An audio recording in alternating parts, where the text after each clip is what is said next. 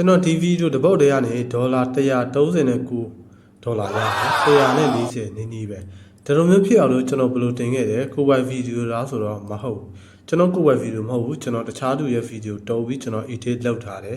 ဒါမှမဟုတ်မှကြည့်လိုက်ပါကျွန်တော်တို့ဗီဒီယိုမှာဒါသူ့ရဲ့ view ကတော့ဒီမှာ total view ရှိတယ်ဒီမှာ total view ကတော့ 3.8 million ရှိတယ်ဒါပေမဲ့ကျွန်တော်မှာ RPM နဲ့နေတယ်RPM က$1တော့မပြည့်တဲ့အတွက်ကျွန်တော်ရတဲ့30ပဲရှိတာ139ပဲရှိတယ်တကယ်လို့ RPM ကကျွန်တော်ဒီ RPM က$1ကျော်သွားရင်အခုကျွန်တော်ရတဲ့ပတ်စံက160လောက်အနည်းဆုံးဖြစ်နေမယ် Oh my ဒီတော့ RPM စကားအရင်ပြောပါတယ်ကျွန်တော်နောက်ပြီးတော့ဒီမှာတစ်ခုရှိသေးတယ်ကျွန်တော်ဒီမှာကြည့်လိုက် qualified view เนาะနောက်ပြီးတော့ဒီမှာ total view က 3.8 million ရှိပြီမဲ့ဒီမှာ qualified view ပတ်စံတွက်တဲ့အခါကကျွန်တော်153k ပဲရှိတယ်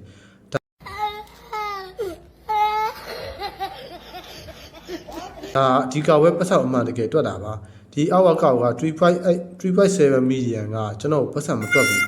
သူက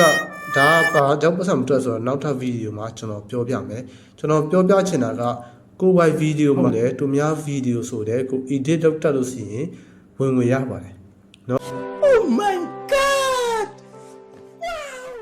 ဝင်ရအောင်လို့လုပ်တဲ့နေတာလည်းအများကြီးရှိတယ်ကျွန်တော်နောက်ထပ်ဗီဒီယိုတွေမှာကျွန်တော်တင်ပေးမယ်ကျွန်တော်ဗီဒီယိုကိုကြိုက်တယ်ဆိုရင်တော့ကျွန်တော်ကောက်ကို folder တွေလုပ်ထားပေးပါเนาะဒီမှာကြည့်တာပါเนาะဒီမှာကြည့်ဒီကောင်မှာပတ်သက်ဝင်တာကကျွန်တော်ပြပေးမယ်ဒီဒါတခုပဲဒါဘယ်ရက်မှာစောက်ဝင်ဘယ်ရက်မှာဝင်ဆိုတော့မတ်လ2ရက်နေ့မှာ$19ဝင်တယ်